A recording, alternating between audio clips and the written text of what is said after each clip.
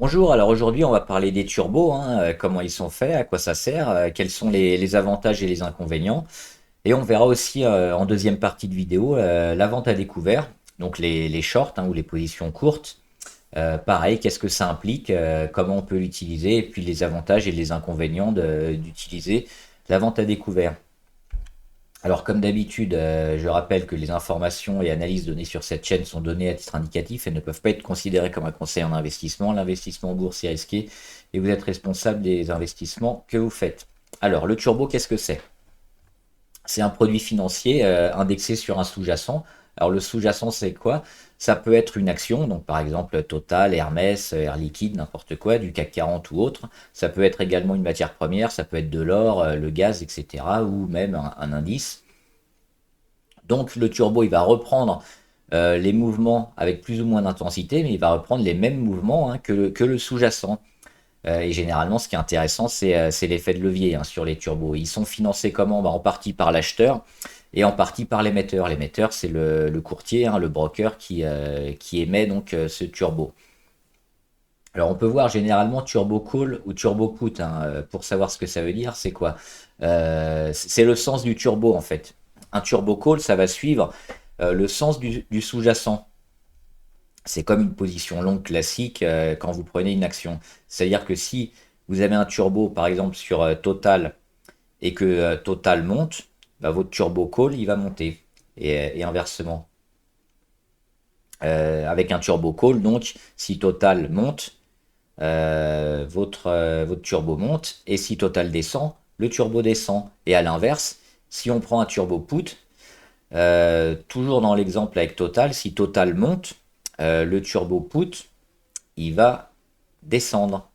Et si Total descend, le turbo put, il va monter. C'est-à-dire que le turbo call, il faut les jouer quand on pense que l'action va monter. Et les turbo put, il faut les acheter quand on pense que l'action va descendre. Parce qu'on va gagner quand ça descend en put. Et on va gagner en call quand l'action va monter. Donc pourquoi un turbo? Les avantages c'est quoi? Bah, c'est dans le nom, parce que ça va plus vite, ça permet généralement de gagner des pourcentages beaucoup plus importants, beaucoup plus rapidement. L'avantage du turbo c'est quoi? C'est son effet de levier. Il en existe, alors il y en a plein des niveaux selon les courtiers qui les proposent. De 1 à plus de 100, il y en a même des fois à moins de 1, donc je ne vois pas tellement l'intérêt, parce que l'intérêt du turbo c'est justement son effet de levier. Mais ça existe. Et puis on a des leviers à 50, 60, 100, même des fois à 200. Des niveaux de levier très importants. Un petit exemple pour que vous compreniez. Un turbo call avec un levier 100. Si l'action, donc le sous-jacent, si l'action monte de 1%, votre turbo il va monter de 100%, qui va faire 1% fois l'effet de levier, ça fait 100%, donc votre turbo va doubler de valeur, juste avec une variation d'1% sur l'action. Évidemment, ça marche dans les deux sens. La composition du turbo, alors on va pas aller en détail dans cette vidéo, on va faire assez simple pour comprendre un peu le fonctionnement, mais si vous voulez savoir un peu plus comment c'est fabriqué, les turbo calls, en fait, c'est le cours du sous-jacent, donc de l'action, moins le prix d'exercice, c'est ce qu'on appelle le strike, divisé par la parité. La parité du turbo, c'est le nombre de turbos qu'on doit avoir pour pouvoir acheter le sous-jacent. Un turbo put, c'est quoi? C'est le prix d'exercice ou le strike, moins le cours du sous-jacent, divisé par la parité. Et enfin, l'effet de levier, il est calculé comment? Il est calculé avec le cours du sous-jacent divisé par le prix du turbo fois la parité. Alors c'est un petit peu complexe, ce qu'il faut retenir, c'est souvent que ces niveaux de variation-là, ils vont changer selon le moment où on prend le turbo. Donc quand les niveaux 0 de désactivation, un peu, quand le turbo ne vaudra plus rien, est rapproché, à ces moments-là, on a évidemment un risque plus important que le turbo ne perde, enfin perde tout, mais l'effet de levier va être plus important. Il y a également les variations sur la composition du turbo. Si on a investi donc la parité du turbo, si l'émetteur achète plus, mais plus dans le turbo que si l'acheteur, pardon, met plus que l'émetteur, donc ça va être des niveaux de variation différents qui vont définir la composition du turbo et donc le prix d'exercice et après les intensités. Mais on va pas en parler plus que ça.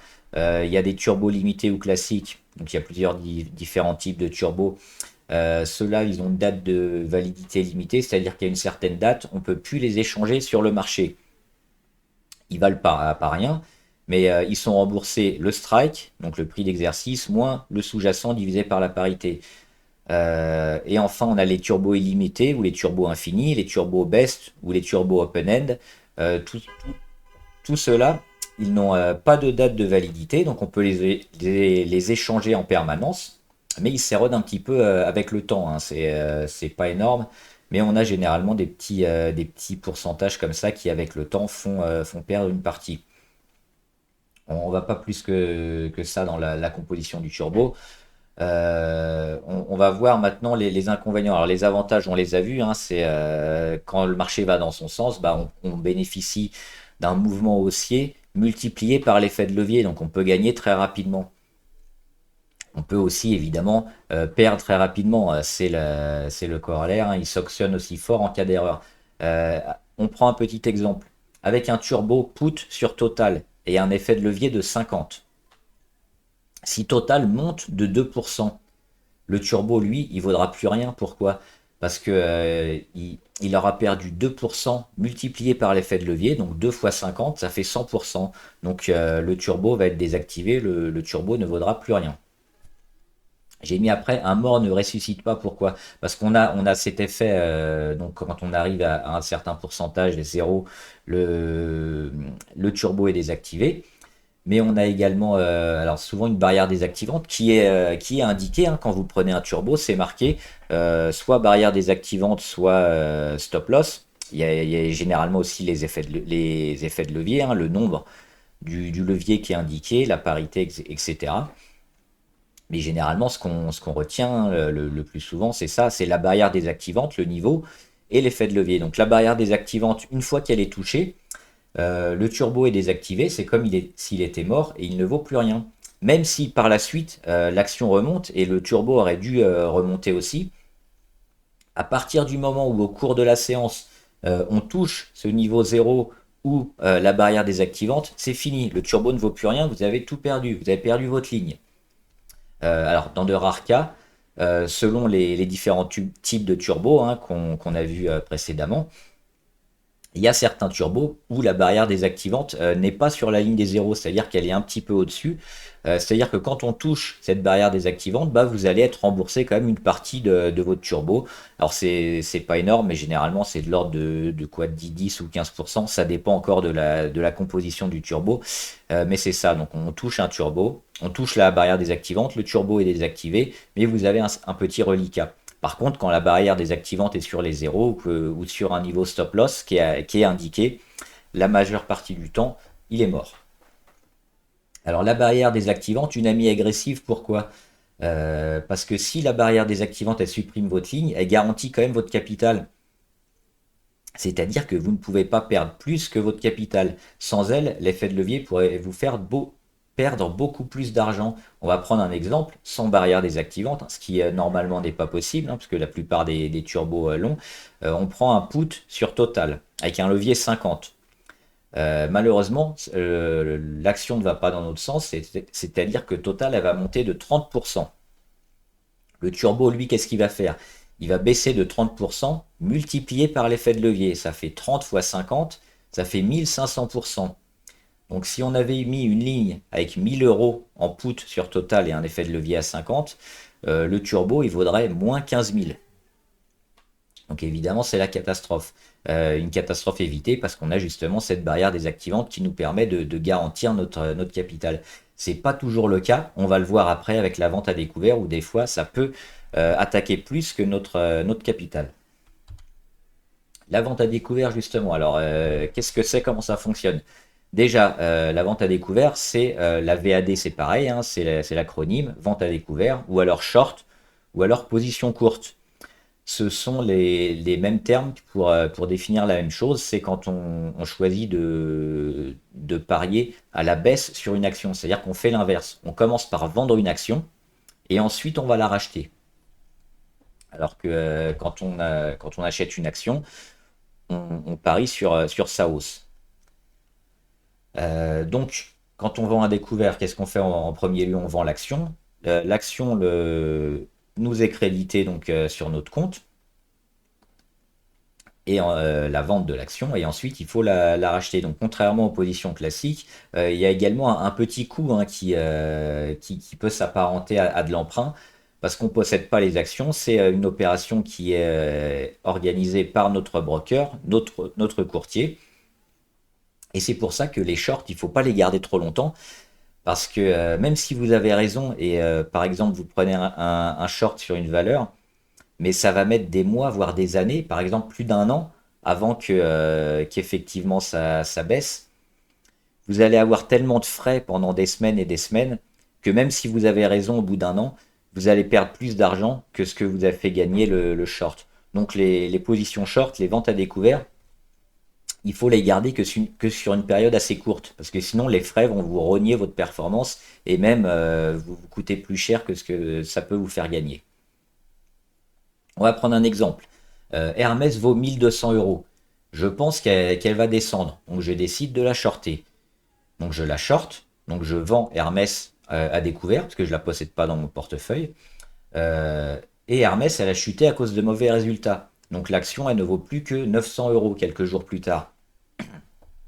Donc c'est parfait, je décide de la racheter. Ici, j'ai fait une plus-value de 300 euros, moins les frais du courtier, hein, avec des petits frais dus aux shorts qui sont plus importants que sur les positions longues.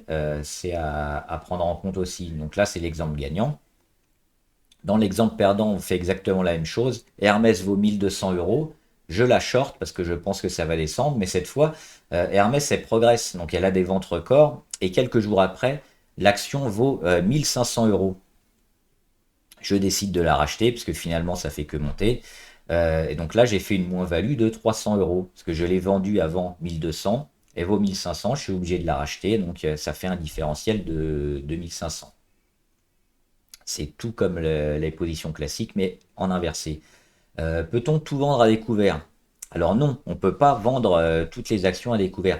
On peut, alors en trichant un peu, on pourrait dire oui, parce que justement, il y a les turbos qui existent et qui permettent de jouer contre les valeurs en prenant justement les turbo put sur des valeurs qui ne sont pas éligibles hein, à la vente à découvert. Mais la vente à découvert, comme on l'entend purement et simplement, c'est-à-dire qu'on est en VAD, on met vendre sur une action, c'est pas possible pour toutes les actions. C'est généralement les grosses, hein, les valeurs du CAC 40 et puis celles du SRD. Les petites capitalisations, on ne peut pas. Donc c'est les plus grosses. En France, aujourd'hui, en 2024, il y en a environ entre 110 et 120. C'est le nombre d'actions hein, qu'on peut actuellement vader, hein, shorter, et, euh, et qu'on va pouvoir shorter. Donc, et dans des rares périodes de crise, si vous vous souvenez, pendant le Covid, la VAD a été suspendue hein, en France. C'est-à-dire, alors je crois que c'était Bruno Le Maire à l'époque, il avait arrêté la vente à découvert parce qu'il y avait beaucoup de volatilité, parce qu'il y avait une crise hein, due au Covid. Et les Américains, je crois, ne l'avaient pas fait, hein, justement. Donc là, c'est des politiques un peu différentes. Les ventes à découvert, quand les vendeurs à découvert sont obligés de se racheter, généralement ça permet de faire repartir le marché aussi très rapidement. Donc c'est pas forcément une bonne chose hein, d'interdire la vente à découvert. Alors dans cet exemple-là, si on avait déjà une position en vente à découvert, le fait que ce soit interdit, on gardait notre position, hein, on avait le droit de la garder et de continuer à garder notre position pendant que l'action baissait, c'est-à-dire continuer à gagner de l'argent et puis de la racheter quand on voulait. Ce qu'on n'avait pas le droit, c'était d'initier une nouvelle position en vente à découvert sur une des actions qui sont éligibles. Mais à tout moment, on peut bien sûr sortir de la VAD, c'est-à-dire racheter sa position pendant ces interdictions. Alors vous allez me dire, les dividendes, c'est facile parce que les dividendes, on les connaît, on connaît les dates. Et quand il y a une société donne du dividende, son action, mécaniquement, la valeur, elle va descendre du même pourcentage que le dividende donné. Par exemple, si une action donne 4% de dividende, bah, le jour du détachement, l'action elle va baisser de 4%. Donc on peut se dire, bah, c'est facile, j'ai qu'à shorter les actions qui donnent du dividende et je vais récupérer la différence. Bah non, ça serait trop facile, hein. Lorsqu'on short une action qui donne du dividende, bah, le dividende il va nous être retiré sur notre compte. C'est exactement l'inverse que si on avait une action, qu'on possédait une action qui nous donne du dividende. C'est-à-dire que là, quand on short une action qui a du dividende, bah, on a par exemple le dividende qui nous est mis en négatif sur notre compte. Dans cet exemple-là, je short une action à 100 euros. Il y a un dividende de 10 euros qui est versé, donc l'action elle descend à 90 euros, mais je serai facturé sur mon compte de 10 euros de dividende en moins sur mon compte par mon courtier. Donc en fait, l'effet est nul, hein. On gagne rien, on perd rien, mais on ne peut pas profiter de ce détachement du dividende pour jouer un peu sur la baisse de l'action. La VAD menace plus que votre capital, donc est-ce que c'est possible? On va voir que oui. Avec une action classique, on peut perdre que son capital. Avec le turbo aussi, on l'a vu précédemment. Normalement, on peut pas perdre plus. C'est-à-dire que j'achète une action, par exemple l'action achetée-louée, je l'achète à 100 euros. L'action elle dégringole, elle a plein de problèmes financiers, elle commence à baisser, elle fait des profit warnings et finalement elle finit par être en faillite. L'action est retirée de la cote, elle vaut plus rien. Donc on a perdu juste ce qu'on a investi, c'est-à-dire 100 euros. J'ai perdu 100 euros, soit 100% de mon capital investi. Ça s'arrête là. Avec la vente à découvert, c'est différent. On peut perdre plus que son capital. C'est rare, mais ça existe, il faut le savoir. On va prendre un exemple avec, par exemple, Total. Je pense que Total va baisser. Donc je short Total. À ce moment-là, Total cote à 100 euros. Je mets 5000 euros en short. C'est-à-dire que je vais prendre 50 actions, que je vais vendre 50 actions que je ne possède pas. Donc 50 actions à 100 euros, ça fait un short de 5000 euros sur Total. Malheureusement pour moi, Total annonce des résultats exceptionnels et l'action est bondie à 300 euros en quelques séances. Alors c'est rare, c'est pour ça que c'est assez rare, parce que sur les grosses valeurs comme ça, on n'a pas des variations énormes. Mais parfois ça peut exister, hein, peut-être pas sur les CAC 40 et encore, mais sur d'autres actions qui sont éligibles à la VAD, ça peut exister. Donc en quelques séances, l'action totale a triplé, ça fait 200% d'augmentation. Mes 50 actions, moi je les ai déjà vendues, hein. Donc j'ai déjà récupéré 5000 euros sur mon compte. Maintenant je dois les racheter parce que forcément hein, le courtier il fait le différentiel et des fois vous êtes obligé de racheter, vous ne pouvez pas garder éternellement parce que vous avez ce qu'on appelle un appel de marge. Donc je dois les racheter maintenant à 300 euros. Donc 50 actions multipliées par 300, ça fait 15 000. C'est-à-dire que je vais devoir les payer 15 000 alors que je les ai vendus quelques jours avant 5 000. Ça va faire un différentiel de 10 000 euros. Donc je vais perdre dans l'opération 10 000 euros alors que j'ai investi seulement 5 000 euros. Donc je perds 5 000 euros que j'ai investi et je perds en plus 5 000 euros que je dois payer à mon courtier, soit en vendant d'autres actions de mon portefeuille ou en rajoutant de l'argent sur mon compte, parce qu'il y a un différentiel important. Donc dans ce cas précis-là, j'ai perdu 2 fois mon investissement, donc j'ai eu une perte supérieure au capital. C'est rare, mais ça existe et il faut le savoir quand on fait de la vente à découvert. Voilà, j'espère que la vidéo vous a aidé. Dites-moi si vous utilisez les turbos aussi, si vous utilisez la vente à découvert, les shorts. Et bon trade, à plus!